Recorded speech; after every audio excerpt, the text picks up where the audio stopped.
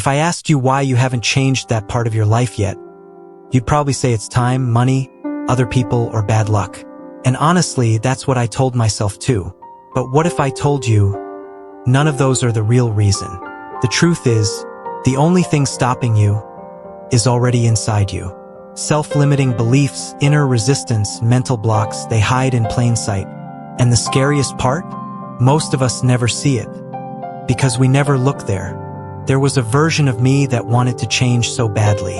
I read the books, watched the videos, made all the plans, but nothing stuck. I was motivated for a few days, maybe even weeks, but then I'd fall back into the same old cycles, full of self-sabotage, fear of change, and internal walls I couldn't name. For a long time, I blamed everything around me. Then it hit me, it wasn't the world. It wasn't time. It wasn't luck. It was me. Or more specifically, the invisible stuff inside me I had never questioned. The stories I kept repeating. The identity I was unknowingly protecting. I realized I wasn't just resisting change. I was terrified of who I might become if I actually changed. So today, I want to walk you through the 7 biggest internal blockers that hold people back from true transformation. Not the surface stuff, but the stuff beneath the stuff. This isn't about hype or quick fixes. It's uncomfortable, yes, but it's also liberating. Because when you finally see what's inside you, you can finally change your mindset and take your life back. Most people think transformation means becoming more confident, more productive, more fearless. But real personal growth doesn't come from stacking things on top of who you are. It comes from letting go of what you're not. It's like climbing a mountain with a heavy backpack full of things you don't need. The higher you go, the more you realize the climb isn't about muscle. It's about dropping the weight. I remember chasing every hack I could find. More routines, more books, more goals. I thought if I just added enough new habits, I'd finally break through the inner resistance that kept me stuck. But nothing really changed because the real problem wasn't a lack of tools. It was all the mental blocks I hadn't questioned yet. All the self-limiting beliefs I hadn't dropped. Eventually, I realized I was trying to become someone new without releasing the version of me that was built from fear and self-sabotage. That old version was afraid of failure, afraid of being seen, afraid of change. So I wasn't really climbing, I was dragging my past uphill. What helped me shift? I stopped asking, what do I need to add? And started asking, what do I need to unlearn? If you're serious about mindset transformation, try this. Write down everything you think you have to be in order to grow.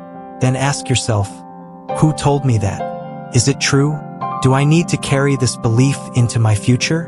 Most of the time, the pressure you feel is self-imposed, built from outdated expectations, not present truth. That's the root of so much internal struggle. Because sometimes the path forward doesn't begin with more effort. It begins with less noise. And once we see that clearly, we have to ask, why are we so afraid to let go of what's no longer serving us?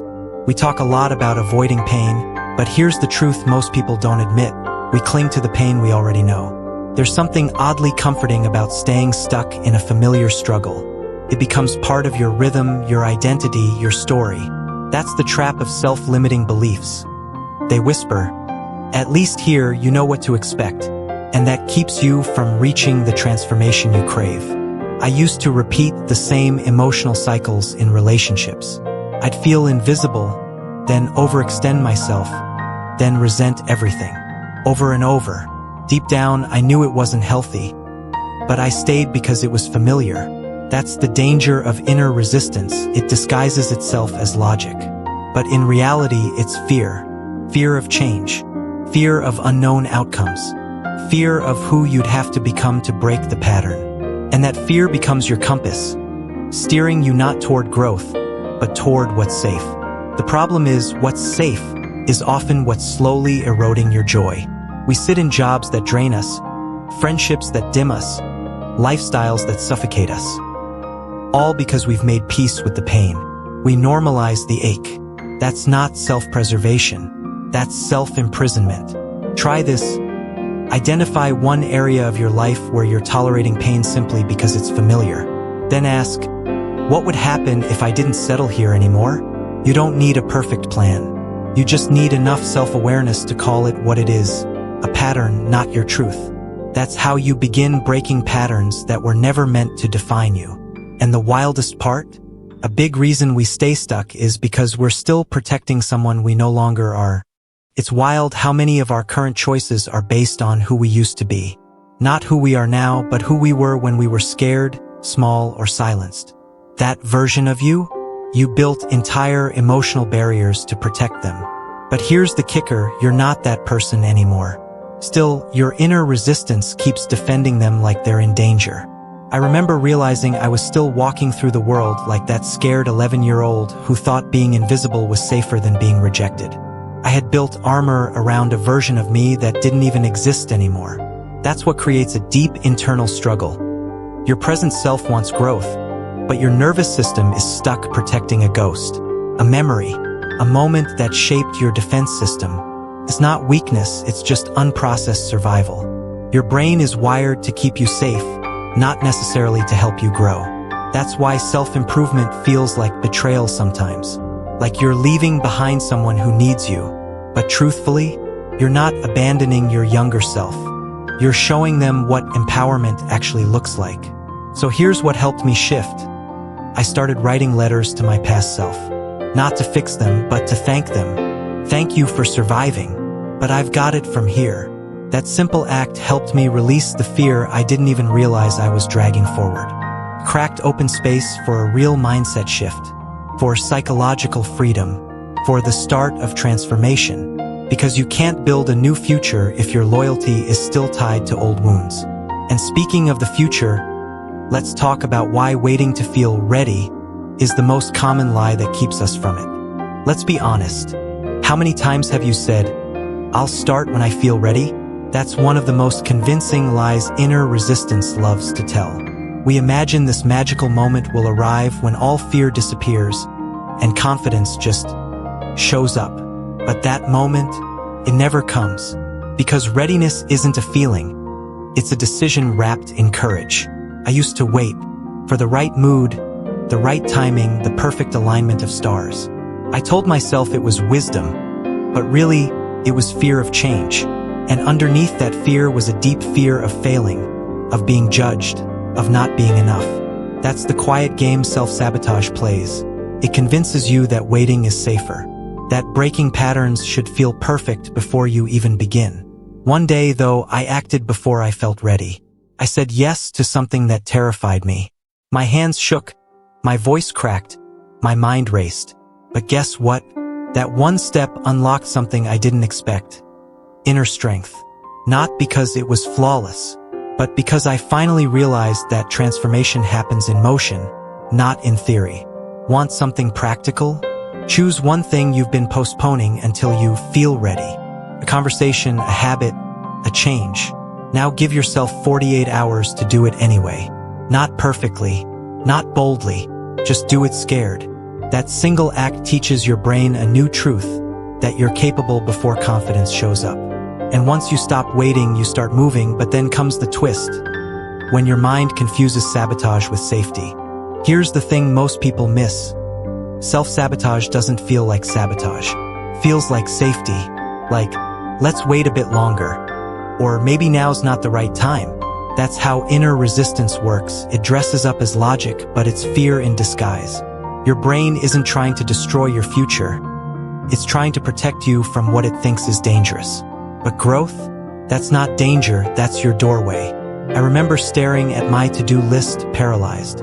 Not because I was lazy, but because my mind whispered, if you try and fail, everyone will see. That voice didn't want me to suffer. It wanted to keep me safe from embarrassment, judgment, risk. But in doing so, it blocked my self-improvement, my motivation, my personal growth. It confused protection with paralysis. That's why it's so important to change your mindset about fear. Fear doesn't mean stop. It means pay attention. When procrastination shows up, ask, what exactly am I afraid will happen if I move forward?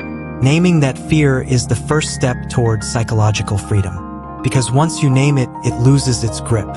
Try this. The next time you notice yourself avoiding something important, pause and journal the fear behind it. Is it fear of failure, of success, of judgment? That one exercise can expose 100 hidden walls in your mind. And awareness, as simple as it sounds, is the starting point of transformation. And speaking of hidden walls, what happens when your very identity is wrapped around the struggle you claim to want to escape? Here's a tough pill to swallow. Sometimes we stay stuck because we don't know who we'd be without the struggle. We say we want personal growth, transformation, psychological freedom, but deep down we've built our identity around the pain. It's like wearing a name tag that says, "I'm the anxious one," or "I always mess things up." And without that label, who are you? I lived in that space for years. My struggles became my story, the lens I looked through in every room. When someone offered help, it felt like they were asking me to abandon a part of myself. That's how emotional barriers form, not just around our hearts, but around our sense of self. And that creates deep inner resistance to change, even when we want it. We say, "I want to be confident." But the truth is, we don't know how to exist without the insecurity. It's familiar. It's weirdly comforting. Because once you remove the pain, what's left? A blank space. And for many, that blank space feels scarier than the suffering they've learned to navigate. That's not weakness. That's a very human form of fear of change. So here's a mindset shift. What if your identity wasn't tied to what you've survived, but to what you're becoming? Try this. Write a list of I am statements that reflect your current struggle. Then rewrite each one from the perspective of who you're becoming. I am anxious becomes I'm learning calm. I'm always stuck becomes I'm building momentum. That's how empowerment begins, word by word. But even with that shift in identity, change isn't easy. And that brings us to one of the hardest choices we all face. The pain of growing versus the pain of staying the same. Change isn't supposed to feel good in the beginning. It's awkward, vulnerable, shaky, like trying to walk after a leg's been asleep. But here's the truth most people avoid. Staying stuck hurts too. It's just a slower, quieter kind of pain. And eventually, it starts to feel normal. That's the trap. We confuse comfort with peace, when really it's just prolonged discomfort. I hit a moment where I had to choose the short-term discomfort of change or the long-term ache of regret. And let me tell you, one of those pains has a purpose. The other just repeats itself. That's where self-awareness changes the game. You start to see that inner strength isn't about never feeling fear. It's about choosing growth anyway, even when fear shows up uninvited. Most people think transformation means everything has to fall into place first. But really, it means being willing to move while everything's still messy. It's the day you stop numbing yourself and say, "Enough." That moment is powerful. That's when motivation isn't hype. It's hunger. Not for perfection, but for progress. Here's something practical. Make a list with 2 columns, pain of growing and pain of staying. Write down what each one feels like in your life right now. Be honest. That contrast alone can unlock a huge mindset shift.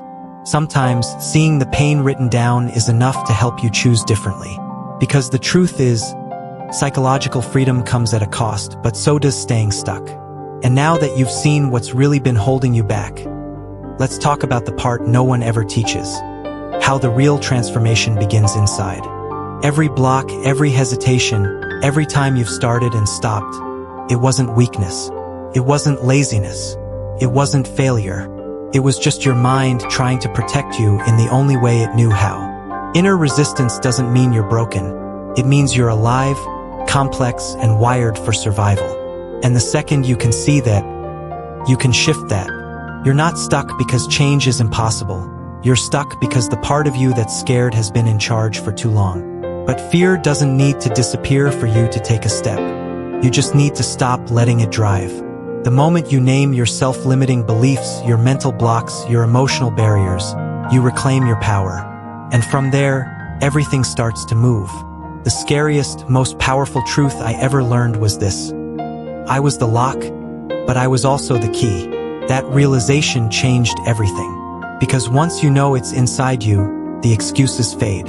The noise quiets, and what's left is choice. Your choice. To grow, to release, to become. If something in this hit home, if you felt seen or maybe even called out, that's a good thing. That's where transformation begins. So hit that subscribe button. This isn't a channel about fake positivity or quick hacks. It's about real shifts, deep work, lasting change. And you don't have to do it alone. If you're ready for the next layer, watch this next. You don't need motivation. You need a nervous system that feels safe. Because here's the truth most people miss. If your body doesn't feel safe to grow, your mind will keep finding ways to shut it down.